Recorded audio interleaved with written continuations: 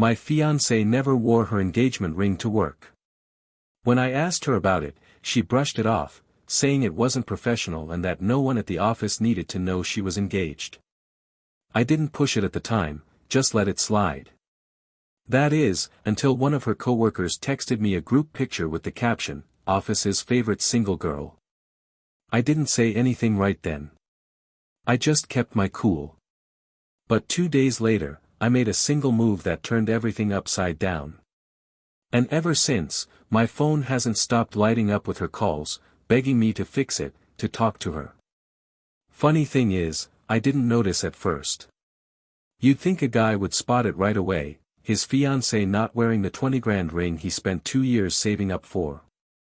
But Emily played it smart.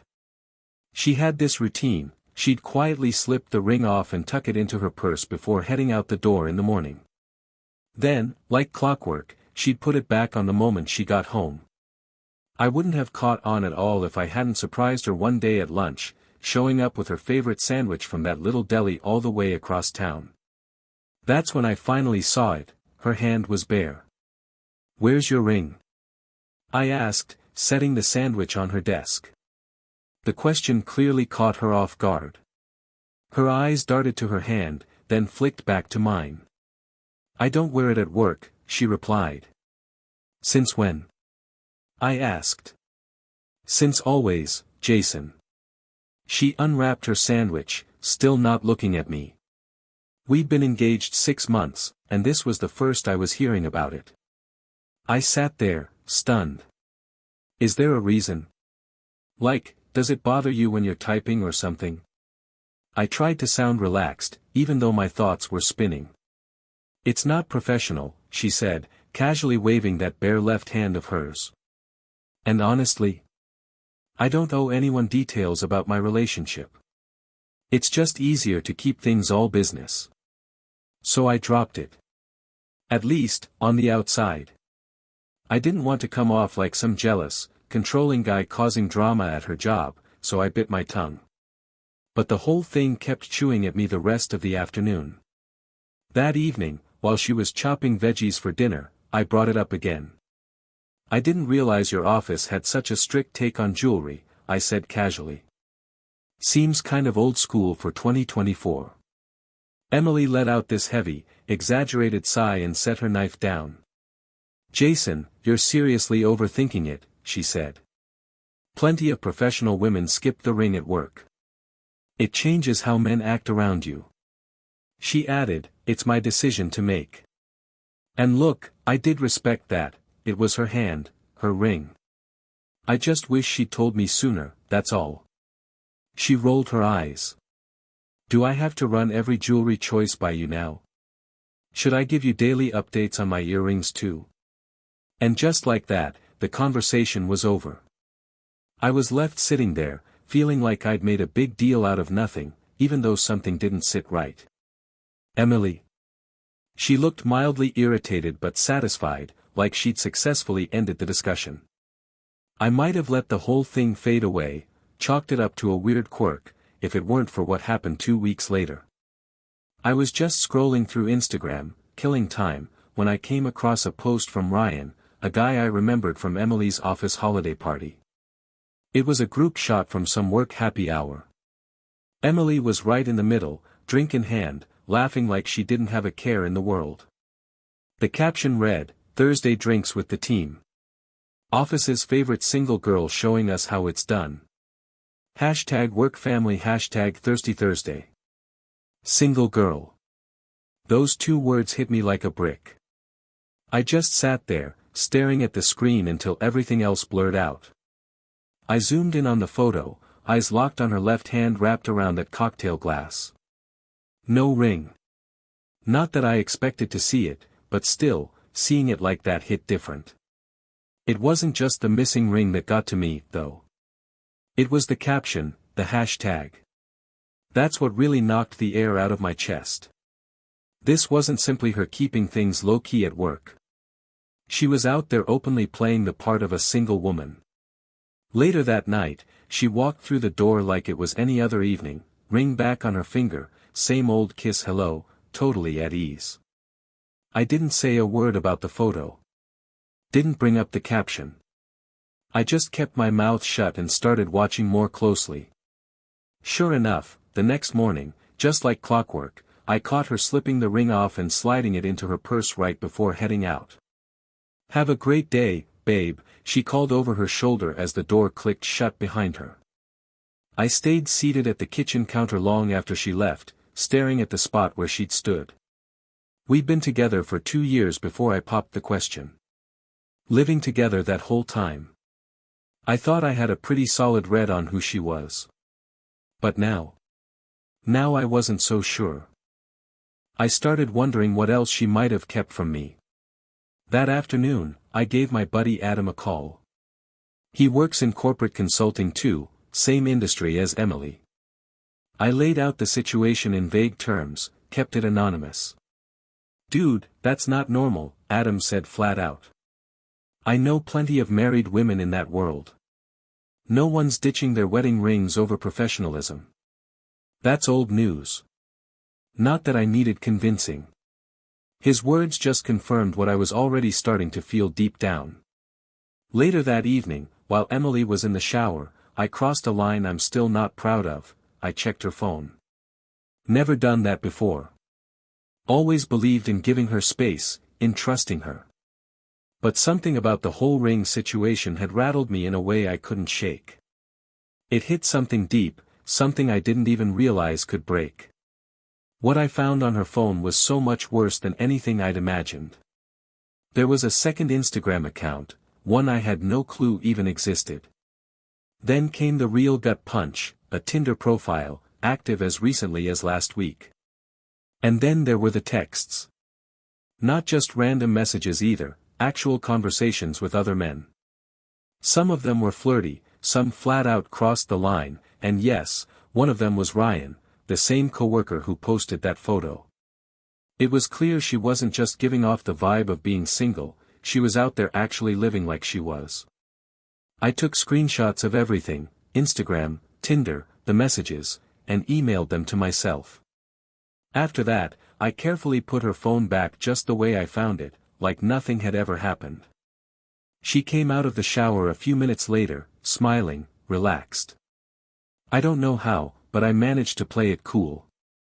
Didn't give her a reason to suspect a thing. Over the next couple of days, I went full ice cold inside. Not a word of confrontation. No shouting, no angry accusations. Just silence and planning. Every night, she'd walk through the door with that ring back on her hand like nothing had changed. She'd kiss me hello, ask how my day was, act like everything was perfectly normal. And I'd smile, talk about work, and lie through my teeth.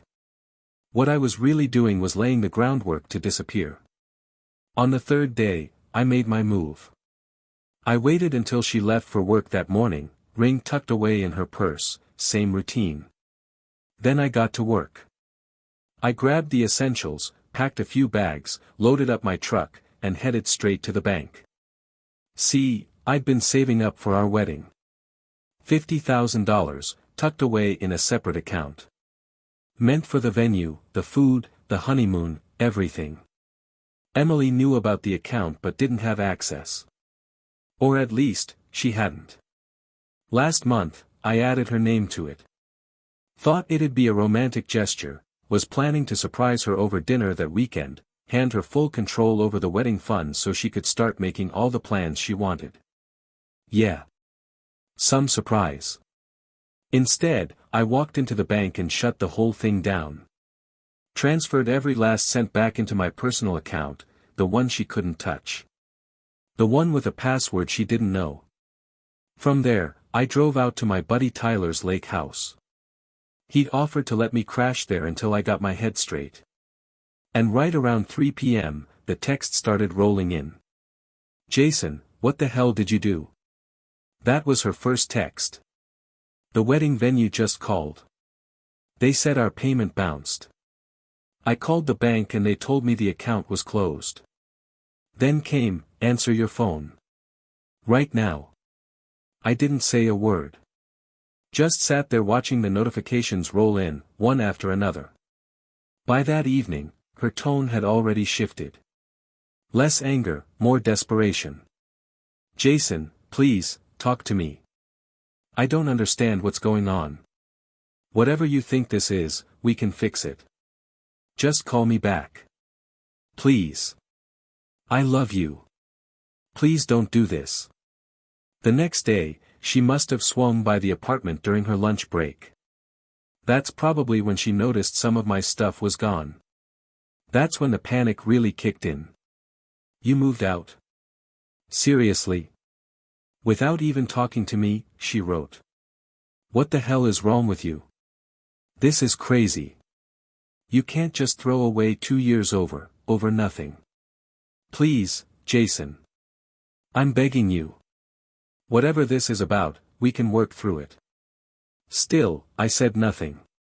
Not a single word. Just kept saving every message. Documenting everything. Then, out of nowhere, one of her texts caught me completely off guard. Oh God, did someone say something to you? Is this about the stuff at work? I can explain, I swear. It's not what it looks like. That was the moment I decided to respond. But not with words. That night, I sent her 4 things. No explanations. No insults. No drama. Just 4 attachments. First, a screenshot of Ryan's Instagram post, office's favorite single girl. Second, a shot of her Tinder profile, complete with the last active date. Third, a screen grab of the messages between her and Ryan, where they joked about how clueless I was. And last, a photo of the empty ring box I'd left sitting on the nightstand. That was it. No caption. No message. Just the truth, straight to her screen. Her reaction was instant, calls, texts, emails, back to back. Then she showed up at our apartment. Well, her apartment now. I'd paid the rent ahead for the next 3 months but taken myself off the lease completely. When she realized I wasn't there, and had no way of finding me, she started reaching out to everyone. My friends. My family. Even my boss. Full meltdown, sobbing, pleading, begging them to tell her where I'd gone. But no one gave her anything. Not because I told them not to, but because they genuinely didn't know. The only person who did was Tyler. And Tyler? He's been my best friend since 5th grade, he'd rather lose a limb than betray my trust. After 3 days of silence from me, her messages started to take a darker turn. More desperate. My credit card's maxed out, and now I can't even afford groceries. I was relying on the joint account to pay rent next week. Please, Jason. I'm scared. Then came this one, Ryan just told me I'm being let go. Someone sent those screenshots to HR, was it you? How could you do this to me? My parents won't return my calls. What did you tell them? For the record, I didn't send a thing to HR. And I definitely didn't reach out to her parents. I didn't need to. Turns out Ryan freaked out once he realized I had their text exchange. He tried to save himself by running to his manager and confessing everything, figuring it was better to get ahead of the fallout. As for her parents, they pieced it together when she called them in a panic, screaming about how I'd emptied out the wedding fund. Her dad ended up calling me directly. I picked up. I told him everything, laid it all out. I even forwarded the screenshots. After a long, heavy pause, all he said was, "She's always been her own worst enemy." Then, quietly, "I'm sorry, son. It's been 2 weeks since then. I've moved into a new place. Filed for a clean break. Yeah. Luckily, we never made it to the altar, so it was just a matter of untangling the few things we still shared. I took the furniture I'd brought in when we moved together. Left her with the stuff we bought as a couple. Seemed like the fair thing to do. As for the ring, it's still sitting in the glove box of my truck. I think about selling it sometimes, getting back a little of what I lost. But then again, there's a part of me that wants to hang on to it. Not out of sentiment, but as a reminder. Just because someone cries when you propose doesn't mean they're not leading a whole other life behind your back. Last night, I finally picked up one of her calls. Not because I felt sorry for her. Not because I wanted to reconnect. Just to shut the door, once and for all. "What do you want, Emily?" I asked. She was sobbing. "I need help, Jason. They're about to evict me. All my cards are maxed out. I don't have anyone else." "You had me," I said, calm and quiet. "You had someone who loved you enough to save for a ring you refused to wear, and a wedding you clearly had no intention of actually having. And you threw it all away. That was your call. Not mine." She broke down. "I made a huge mistake. I was stupid, and confused. We can fix this." "No," I said.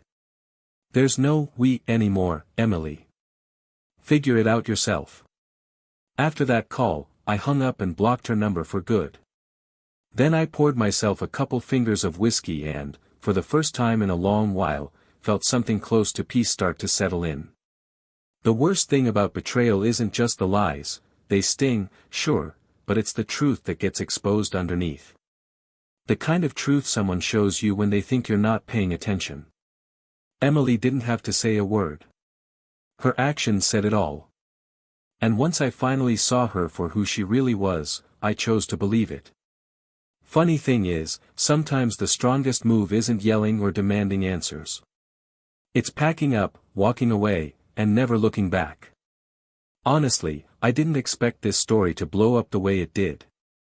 But thank you to everyone who's reached out with kind messages and support, and for the awards, too. A few people have asked for an update, so here's where things stand a week later. Let's get the most common questions out of the way. Yes, I kept detailed records of every dollar I put into the apartment and the wedding account. No, Emily can't come after me for the wedding money. I spoke to a lawyer before pulling it, and it's all airtight. Also, yes, the ring is still legally mine. Where I live, engagement rings are considered conditional gifts. And since the engagement ended because of her cheating, the condition wasn't met. After my last post, since she couldn't reach me by phone, Emily started trying to get in touch through social media. She's been spinning a totally different version of events online, claiming I financially abused her by cleaning out the wedding fund and leaving her without support. At first, a couple mutual friends bought into it. But once I shared the screenshots and receipts privately, they changed their tune real fast. Now for the twist I didn't see coming.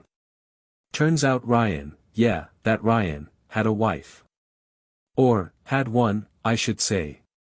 Ryan's wife actually reached out to me on Facebook. She thanked me, yeah, seriously, for unintentionally blowing the whole thing wide open. Turns out Ryan had been feeding both her and Emily the same tired story, unhappy marriage, feeling trapped, blah blah blah. But once the fallout hit their office, the truth came pouring out. Emily wasn't the only one, there were others too. His wife's already filed for divorce and taken the kids to her parents' house. Can't say I blame her. As for Emily, word through the grapevine is she's back living with her parents. Her dad, who I always thought was a decent man, called me again. Said he was sorry for all the chaos and admitted that he and his wife had spent years enabling Emily, never really holding her accountable. Maybe this will finally be her wake-up call, he said. I respected that. It's not easy for a parent to say something like that out loud. Just yesterday, I sold the engagement ring. Took a 35% loss on it, but honestly, it felt good to be done with it. Used a bit of that cash to book a trip to Miami. A change of scenery sounded like exactly what I needed. My new place is starting to feel like home, simple, uncluttered, and totally mine. I've been reconnecting with friends I'd drifted away from during my time with Emily.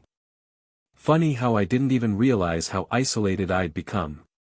Looking back, I think she intentionally nudged certain people out of my life, the ones who saw through her act.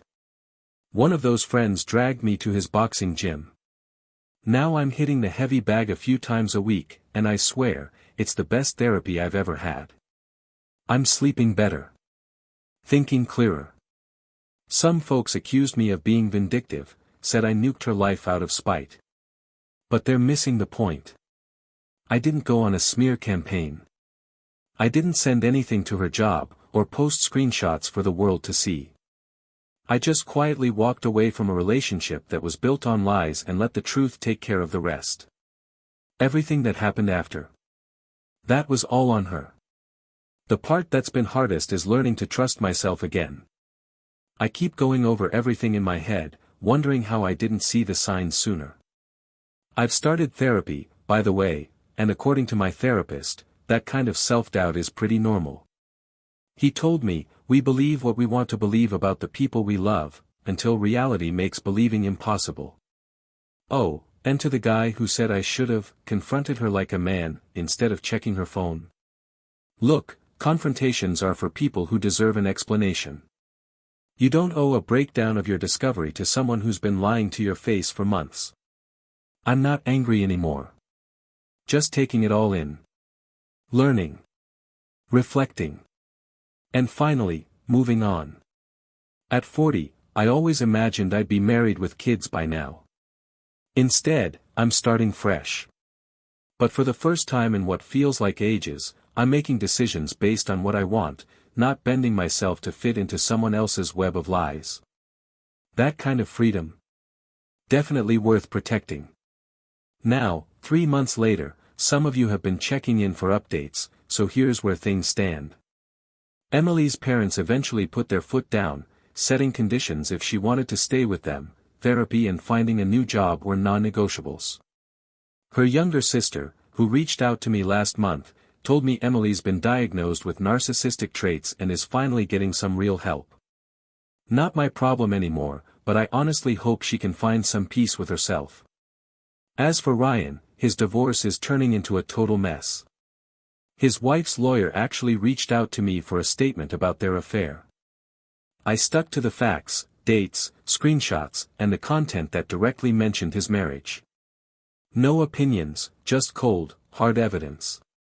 Last week, his soon-to-be ex sent me a thank you note. Turns out, Ryan violated a significant non-disclosure clause in their prenup by talking about their marriage with Emily.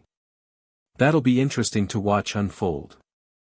Personally, I've dropped about 10 pounds, some of that relationship stress, weight, and I'm finally seeing some definition in my body that I haven't seen since my early 30s. Work's been great, too. I got promoted last month. Maybe it would have happened anyway, but I know for sure that having my full attention back on my career, instead of constantly managing Emily's drama, definitely helped. As for dating? Not yet. I've had a few opportunities, but I'm taking things slow. First, I'm focusing on being okay with being by myself. My therapist says this is a healthy way to approach things, and for once, I'm actually listening to professional advice instead of trying to figure it all out on my own. Then, last week, I ran into Emily at the grocery store. It's the first time I've seen her in person since everything went down, and she looks different. Thinner, with less makeup, and somehow more toned down than before. She walked up carefully, almost hesitantly, and asked if we could talk sometime. I told her I was glad she was getting help, but I didn't see any point in reopening old wounds. She didn't argue with that. Maybe it's a sign of growth on her part. As I was about to leave, she said something that stuck with me: I never deserved that ring. Not because of anything I did, but because I never truly understood what it meant. For once, we actually agree on something. And that's it, that's the final update. I want to take a moment to thank this community for all the support through one of the darkest times of my life. Your comments, messages, and the stories you shared helped me realize I wasn't losing my mind for feeling betrayed, and that walking away wasn't wrong. If anyone reading this is going through something similar, trust your gut, document everything, and remember that how you handle betrayal speaks more about your character than theirs. Life moves on, and sometimes, it ends up better than you ever expected. Eat it. A few people have asked about the financial side of the breakup, and whether Emily had any legal right to the wedding fund. To clarify, the account was in my name alone until about a month before everything blew up. I added her as a beneficiary, but she wasn't a joint account holder. She never contributed a dime to it. All the money in that account came from my own savings. I even consulted a lawyer before closing it, and he confirmed I was completely in the clear legally. Whether it was a jerk move, like some have said, that's up for debate, but it was definitely within my rights. As for the move that set everything off, the one that destroyed everything, it was closing that wedding account. Emily had already made non-refundable deposits with vendors, believing she had access to those funds. When the account got shut down, payments bounced, vendors started calling her, and her whole house of cards came crashing down. I didn't expose her double life on purpose. I just cut off my financial support, and the truth came out on its own. Some of these comments have really opened my eyes. To the people saying I should have continued supporting her financially during her transition, despite everything, are you serious? Would you keep funding someone who was actively deceiving you? Respect is a two-way street. When she decided to play the role of a single woman while living off the financial security of our engagement, she gave up any right to my support. You get what you give.